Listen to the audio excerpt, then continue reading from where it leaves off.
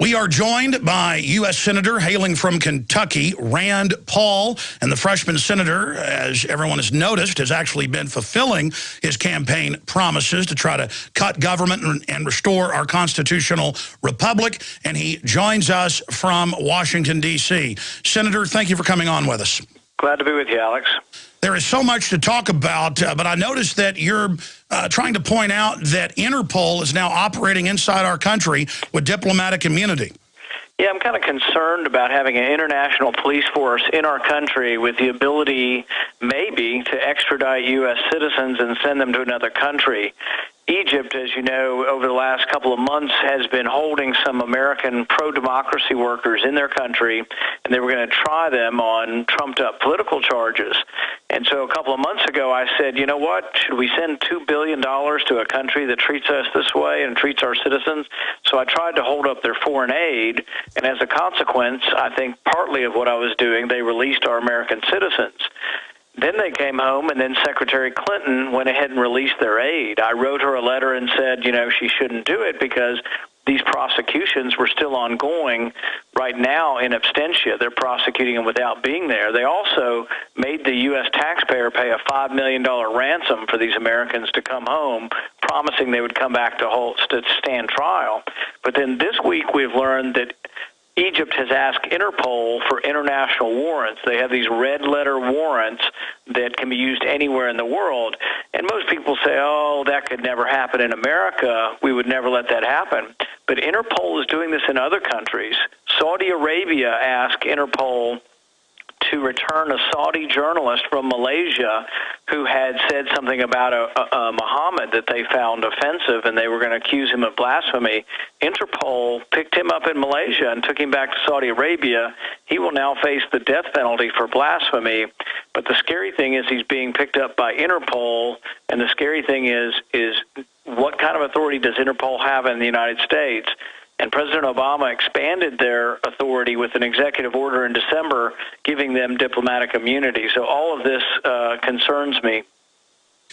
Senator, we also saw just last year the South African UN summit, and they called for a global UN environmental crime tribunal where you will be arrested if you deny man-made global warming. And that made headlines in Europe, but almost no news here. So they're openly calling for this international power, and 4 of our Supreme Court justices have said that we should get our rules from the UN, not the Constitution. So I think you're right to be very concerned about this.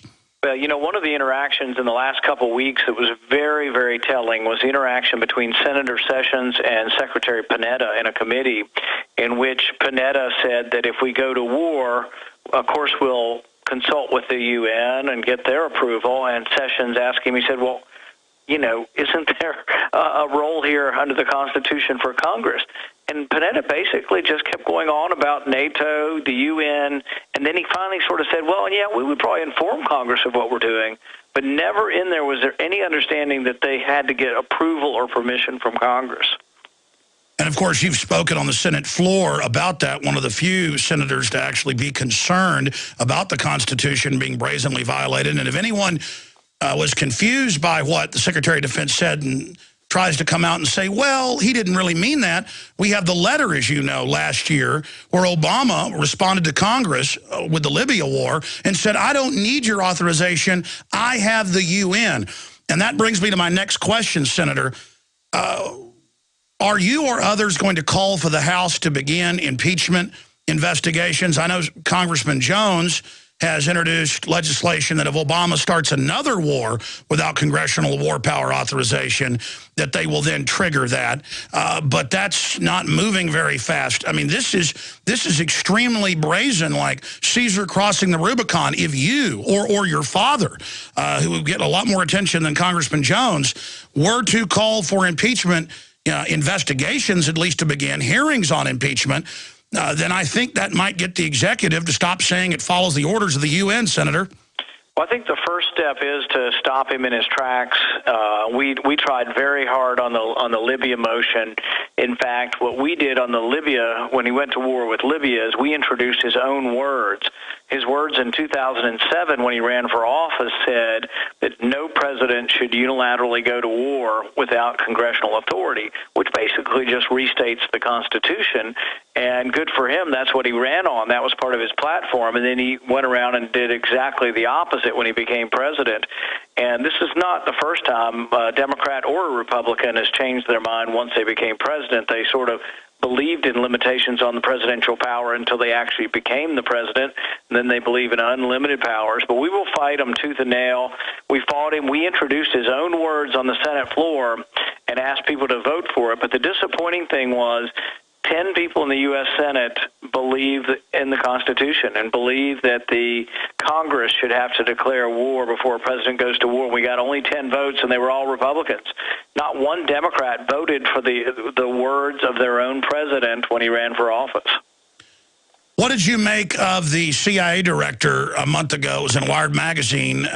If you caught it, what did you make of him saying, yeah, we're watching you, we're reading your emails, we're building a giant NSA center, and then Congress said, we want to see the details of that NSA center, and Obama said, you don't get to see it. Since when does Congress not get details of the new NSA center that they admit is to read all our emails and listen to our phone calls illegally, Senator? Well, I'd say the one good news as far as Big Brother snooping on you is that there is some pushback. You know, the SOPA battle, the battle over, you know, the Internet and whether or not they could shut down different websites indiscriminately based on accusations without a day in court, without, you know, any Fourth Amendment or jury trial protections. You know, we won that battle and won it in a big way. And so there is a pushback. That was really the first battle since I've been up here that we actually won, and we won in a clear fashion because the Internet, the grassroots community, really defeated the establishment. They were planning on passing that under unanimous consent, which means they were just going to push it right through. If I objected, they were going to roll right over me.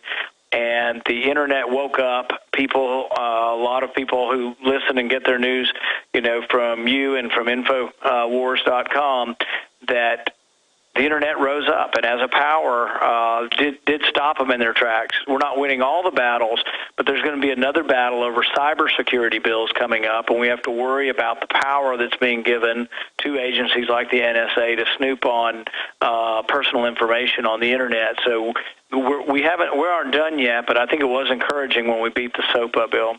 Well, it's good to know you're there because we've got on the other side Senator Jay Rockefeller's famously saying in committee, we would have been better off never inventing the Internet. I mean, that's a wild statement. The Internet's the great equalizer, you know, because now people get their news and they look around for the news. And I think it's particularly young people now who are so cynical of all the politicians they see on TV. And I think this is why my dad has become so popular, is because they see him as a genuine voice, someone who they can believe and trust in. And that makes a big difference. And the Internet has been the fountain of all that. And I think it really is leading to a movement out there that's neither Republican nor Democrat, but really wants a different way. Certainly the establishment has to know they can't put the genie back in the bottle. People have had a taste of real choice in news and information and ideas. Freedom is catching on thanks to you, your father, and tens of millions of supporters across the planet. Yep, well, that's one of my father's favorite lines as he's out on the trail is that freedom is popular. Freedom brings people together. And it's one of the amazing things you see when you go to his rallies. You see people of all races, all economic levels. You see working class people. You see Chamber of Commerce types. But you see much more diverse crowd at the Ron Paul rallies, and particularly the youth, than you see at any Republican function. And it's what the Republicans, if they had half a clue, would realize nationally is that Ron Paul is a phenomenon, getting 5,000 to 10,000 people at speeches more than any other candidate. And they need to realize that they need that momentum and they need that to win in the fall. And I'm just hoping that they will do some outreach to him to try to get him to participate in their convention. Speaking of your father, Congressman Ron Paul, who has said that if he doesn't win the presidency, he's going to retire. Texas, of course, is very sad about that, but the idea continues on. And undoubtedly, we're winning the war, even if he doesn't win the battle, in educating hearts and minds about the true constitutional system. But what is at the heart of the delegate battle and the broker convention strategy? Can you tell us if Paul doesn't win the full nomination, what they're going to call for? And can you put to bed these rumors, the latest one yesterday in the Seattle Times?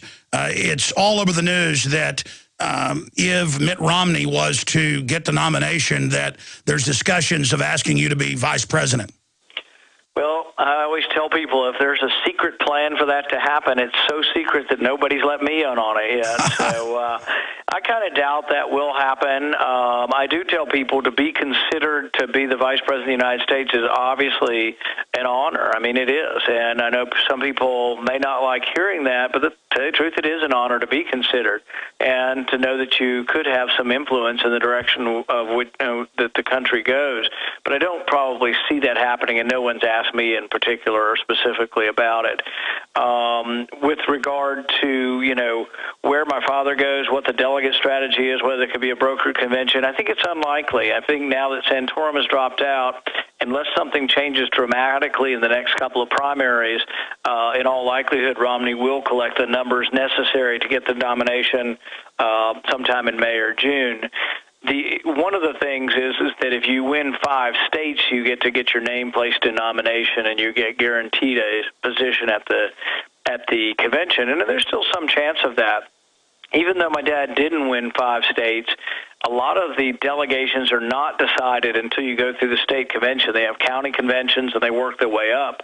And Ron Paul's done very well in Nevada, Missouri, Maine, Iowa, and a couple of the other caucus states. So there's an outside chance that he still wins 5 states, but I think that's one of the reasons that he'll go on probably giving speeches and traveling around and encouraging voters at least through the state conventions, which are mostly over in June. Sure, it's a victory just to be there injecting real issues. Moving quickly through some questions in the 5 minutes we have left, Senator. TSA, they have now announced, Congresswoman Jackson has announced here in Texas, Sheila Jackson Lee, that they have undercover Homeland Security outside of the 10th Amendment, TSA now on the buses and the highways. We've known this is coming, but that's just as illegal as Obama taking orders from the UN. There's got to be some end to this craziness. Dave Mustaine was just here in town visiting me a few weeks ago, rock star from Megadeth, and he complained to me that his 14-year-old daughter got groped at the airport here in Austin. There's got to be some end to this. Can you call for hearings in the Senate? I mean, isn't it illegal from your constitutional research to have the TSA now on the streets of Texas? I can't call for hearings. The majority party completely controls hearings. ISA can get hearings in the House and has had some. The interesting thing is what happened to you guys in Texas? I thought you guys were going to stand up to the federal government and ban the TSA from doing that in Texas. The feds threatened a air blockade, military blockade, and the unanimous House then fell to their knees and said, here's our daughters and sons, start groping.